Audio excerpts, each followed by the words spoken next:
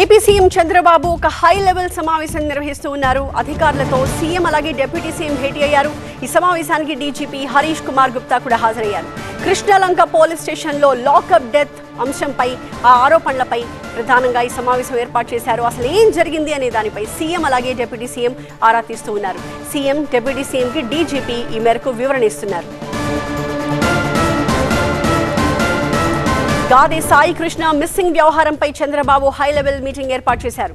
ఇందులో deputy CM Pawan, DGP, ఇతర police ఉన్నతాధికారులు కూడా హాజరయ్యారు.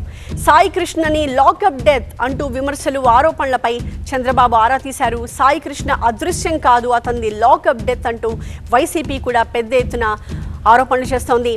సిఐని వీఆర్కి అటాచ్ చేసినంత మాత్రాన లాకప్ డెత్ మరక వదిలించుకోలేరు అని చెప్పి వైసీపీ అంటోంది. చంపేసి దహనం కూడా చేసేశారని తీవ్ర ఆరోపణలు చేస్తున్నారు వైసీపీ నేతలు. కనీసం బూడిదైనా ఇవ్వండి అంటూ ఇంకొక వైపు సాయికృష్ణ తల్లి కన్నీరు మున్నీరవుతున్నారు. మొత్తం పోలీస్ వ్యవస్థపైనే మరకలు పడుతున్న నేపథ్యంలో ముఖ్యమంత్రి చాలా సీరియస్ అయ్యారు. ఈ కేసు పూర్వాపరాలు, ఆరోపణలు, విమర్శల్ని డీటెయిల్గా అడిగి తెలుసుకున్నారు సీఎం. మా ప్రతినిధి ఈశ్వర్ దీనికి సంబంధించి మరిన్ని డీటెయిల్స్ మనకి లైవ్లో రెడీగా కనిపిస్తున్నారు. ఈశ్వర్, సో చాలా సీరియస్గా తీసుకుంది ప్రభుత్వం ఈ అంశాన్ని మనకు అర్థమవుతోంది. మరి డీజీపీ ఏమని చెప్పారు? ఈ కేసుకి సంబంధించిన డీటెయిల్స్ విన్న తర్వాత సీఎం ఏ రకంగా రియాక్ట్ అయ్యారు? డిప్యూటీ సీఎం వరంగల్ నుంచి నేరుగా సచివాలయానికి చేరుకున్నారు. వాస్తవానికి ఆయన రెగ్యులర్గా సచివాలయానికి రారు. ఆయన క్యాంప్ ఆఫీస్లోనే డిపార్ట్మెంట్కి సంబంధించిన సమీక్షలు కూడా నిర్వహిస్తున్నారు. కానీ ఆయన సీఎం దగ్గరికి నేరుగా సెక్రటేరియట్కి వచ్చి సీఎం దగ్గరికి వెళ్ళారు. ప్రధానంగా కృష్ణలంకలో పోలీస్ స్టేషన్లో లాకప్ డెత్ ఆరోపణలు చాలా సంచలనంగా మారాయి. రాష్ట్ర వ్యాప్తంగా తీవ్ర సంచలనమైన వార్తగా ప్రస్తుతం అది నిలుస్తోంది. పోలీసులే తన కుమారుడిని తీసుకెళ్లి దహనం చేశారని ఆ తల్లి కన్నీరు మున్నీరుగా విలిపిస్తోంది. తాను వెళ్ళి తనను పిలిపించి తన ఫోన్ లాక్కుని ఆ సిఐ కానీ కొంతమంది కానిస్టేబుల్ నీ కొడుకు చనిపోయారు, ఇక వెళ్ళిపో అంటూ తనను బెదిరించారంటూ, అలాగే తన కుమారుడి కోసం మార్చురీలో అనేక మృతదేహాలు వెతికానని, కానీ ఎక్కడా తన కుమారుడి మృతదేహం దొరకట్లేదంటూ పెద్ద ఎత్తున రోధిస్తోంది. ఈ అంశం రాష్ట్ర వ్యాప్తంగా తీవ్ర చర్చనీయాంశమైంది. మానవ హక్కుల ఉల్లంఘనకు సంబంధించి చాలా తీవ్రంగా పరిగణించాల్సిన అంశం.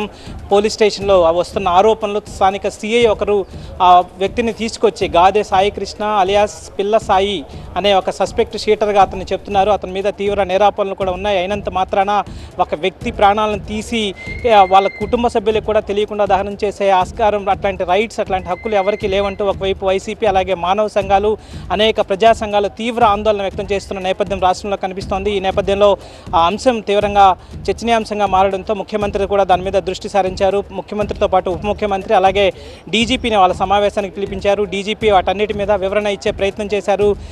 ఎప్పుడు ఆ వ్యక్తిని తీసుకొచ్చారు, ఆ వ్యక్తి తీసుకొచ్చిన తర్వాత పోలీసులు ఏం చేశారు, దానిపైన పూర్తి స్థాయిలో వాళ్ళ తల్లిదండ్రులు ఆరోపిస్తున్న ఆరోపణలకు సంబంధించి కావచ్చు, అలాగే ప్రతిపక్షం ఆరోపిస్తున్న ఆరోపణల మీద సమాధానం చెప్పాలని చెప్పి ముఖ్యమంత్రి డిప్యూటీ సీఎం డీజీపీని అడిగారు. దానికి సంబంధించి ఆయన వివరణ ఇచ్చారు. ఆ తర్వాత దానిపైన తదుపరి చర్యలు తీసుకోబోతున్నట్టుగా సమాచారం అందుతోంది. ఇప్పటికే స్థానికంగా ఆరోపణలు ఎదుర్కొంటున్న సిఐ నాగరాజుని వేకెన్సీ రిజర్వ్కు పంపించారు. కానీ కేవలం ఒక కింది స్థాయి ఉద్యోగిని, ఎందుకంటే ఒక రాష్ట్ర ప్రభుత్వంలో ఒక రాష్ట్రంలో శాంతి భద్రతలకు సంబంధించి, మానవ హక్కుల ఉల్లంఘనకు సంబంధించి చాలా తీవ్రంగా పరిగణించాల్సిన అంశంగా దీన్ని చూడాల్సి ఉంటుంది. గతంలో అనేక సంఘటనలు, లాకప్ డెత్ సంఘటనలు జరిగాయి. కానీ ఆ లాకప్ డెత్ సంఘటనలో వాళ్ళ కుటుంబ సభ్యులకి సమాచారం అందేది. కానీ ఇక్కడ అంతకు మించి కనీసం ఆ మృతదేహాన్ని కూడా, తన కుమారుడి మృతదేహాన్ని తనకు చూపించకుండానే దహనం చేశారంటూ ఆ తల్లి రోధిస్తోంది. సో దీనికి ఖచ్చితంగా ప్రభుత్వం సమాధానం చెప్పాల్సి ఉంటుంది. కాబట్టి ఆ దిశగానే ప్రభుత్వం కూడా చాలా సీరియస్గానే ఈ వ్యవహారాన్ని తీసుకున్నట్టుగా మనకు చాలా స్పష్టంగా అర్థమవుతుంది. అందుకే ఉన్నత స్థాయి సమీక్షలో స్వయంగా డీజీపీని పిలిపించి ఆయన వివరణ తీసుకుంటున్నారు ప్రస్తుతం ముఖ్యమంత్రి అదే అంశాన్ని. ఎందుకంటే అనేక వర్గాల నుంచి ప్రభుత్వానికి, కీలక నాయకులందరికీ ఒత్తిడి వస్తుంది.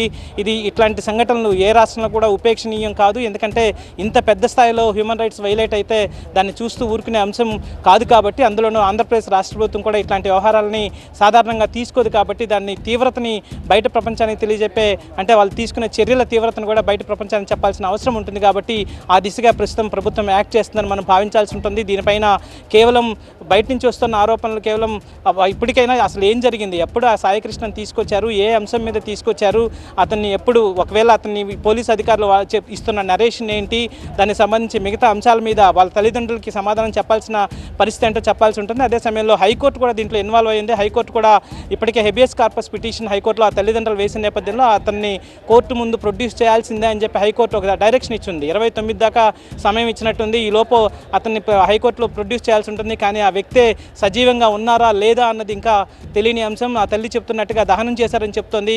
ఒకవేళ అదే నిజమైతే కోర్టులు కూడా సమాధానం చెప్పాల్సి ఉంటుంది.